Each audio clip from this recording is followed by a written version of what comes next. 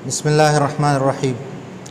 ملګرو د عمرې د عملی تربیت نه وړاندې زبانی طور باندې د عمرې فرایض، واجبات او د احرام تړلو نه بعد چې کومې پابندۍ په انسان باندې لاګو کیږي نو د هغې متعلقه او تلبیه او د عمرې نیت دا زبانی طور باندې بیانو. د هغې نه بعد به انشاءالله بیا عملی تربیت شروع.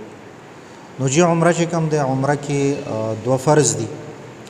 یو فرض دا د دریو خبرو مجموعه ده، یعنی درې خبرې چې رايوځای کې د دې نه یو فرض جوړ شي.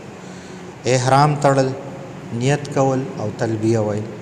احرام، نیت او تلبیه دا درې ونه چې وکړي نو دا یو فرض شو. دویم فرض جي د بیت الله شریف طواف دی. دا په عمره کې دوه فرض دي. په عمره کې چې کوم دی دوه واجبات دي. یو واجب دی جي د صفا مروه سعی، یعنی صفا مروه کې چې کوم دی چکرې وهل و. او دویم واجب دی جی حلق یا قصر. حلق یا قصر څه ته وایي؟ یعنی ویښته یا مکمل کلکول، موږ چې ورته پښتو کې کټا کول هم وایي. او یا د ګوتې د بند برابر که د ټول سر نه ویښته لرې کیدی شي نو د ګوتې د بند برابر ویښته لرې کول دې ته چې کوم دی قصر وایي. نو دا دوه چې کوم دی عمره کې واجبات دي.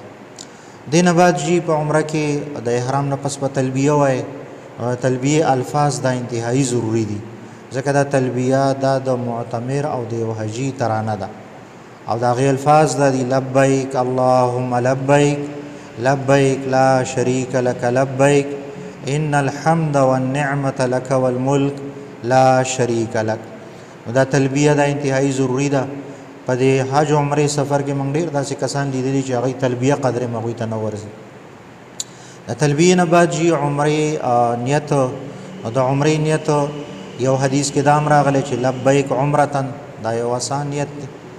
دویم نیت تاسو دام کولی شئ چې اللهم انی اريد العمرة فیسرها لی وتقبلها مني، دام کولی شئ. او دریم نمبر پښتو کې الفاظ کوئ چې یا الله ستا رضا دپاره د عمرې نیت کوم، تی راته اسانه کړي او تی رانه چې کوم دی قبوله کړي. نو دا چې کوم دی د تلبیه مو شوله، د عمرې چې کوم دی نیت مو شو، او د عمرې فرایض مو شو، د عمرې واجبات مو شو. پنځم نمبر جي چې تاسو کله احرام وتړئ نو تاسو باندې به د احرام پابندۍ شروع شي. هغه د احرام پابندۍ څه دي؟ هغه د احرام پابندۍ دا دي چې خوشبوی به نه استعمالوئ. هغه د احرام پابندو کې دا ده چې ویښته به نه کټ کوئ. هغه د احرام پابندو کې دا ده چې سر به نه پټوئ. هغه د احرام پابندو کې دا ده چې دا خپې دا ډوکې چې کوم دی دا ښکاره ساتئ. هغه د احرام پابندو کې دا ده چې ښکار به نه کوئ. په هغې کې یو پابندي چې کوم دی دا ده چې سپږه، اورګه، مچ وغیره دې سره بس کار نه لرئ او دغه به کوئ. د دې د وجلو نه به چې کوم دی ځان ساتئ. او د احرام پابندو کې دا ده چې د فحش گفتګو نه به ځان ساتئ، د جنگ جګړې نه به چې کوم دی ځان ساتئ. نو دا چې د احرام پابندۍ دي. په دې کې دا بعضې پابندۍ دا خو دې وخت کې شته دی هم نه، لکه ښکار کول.